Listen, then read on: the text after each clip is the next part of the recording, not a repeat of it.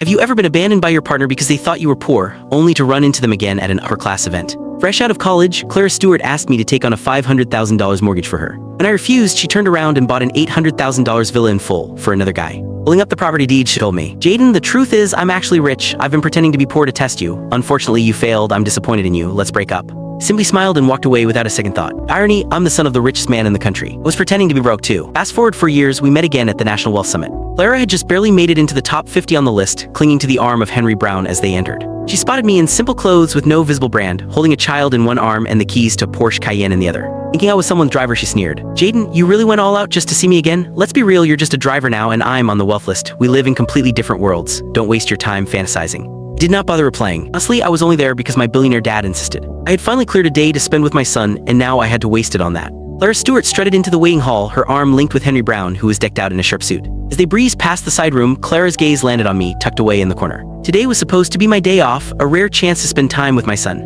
However, my father, Jim Lawrence, had roped me into attending the Wealth Summit. With my wife out of town, I had no choice but to bring my kid along, planning to duck out after a brief appearance once the meeting kicked off. I was dressed down in comfy clothes, jingling the Cayenne keys to keep my son entertained. To Clara, I must have looked like a hot mess playing chauffeur and babysitter all at once. She made a beeline for me, her voice dripping with scorn as she said, "Jaden, look at you running errands for others. You're nothing without me. What a shame that you couldn't pass my test. You could have been the one by my side." She squeezed Henry's hand as she went on. "However, hey, I should thank you. You made it possible for me to find someone who really loves me." Henry flashed her a soft, reassuring smile. "Jaden's probably kicking himself now. Poor guy can't spot a good thing when he sees it. He got what he deserved though. No surprise he's ended up this way." He turned to a staff member walking by. "We've got VIPs here today. How can you let just anyone in? What if there's trouble? Are you ready to handle that?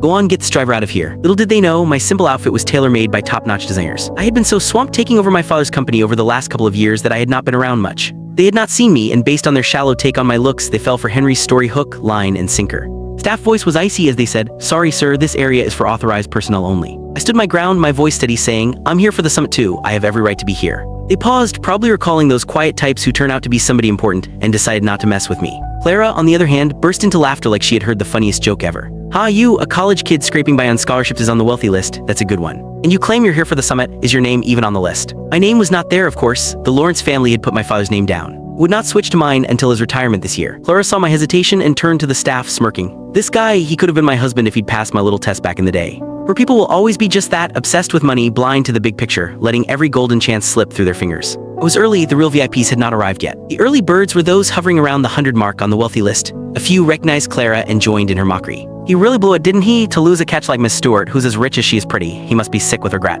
They dated for 4 years in college, and he still couldn't lock down that kind of luck. Tusk. However, something flickered across Clara's face, and her smile. Click the link on the homepage to watch the full follow-up for free.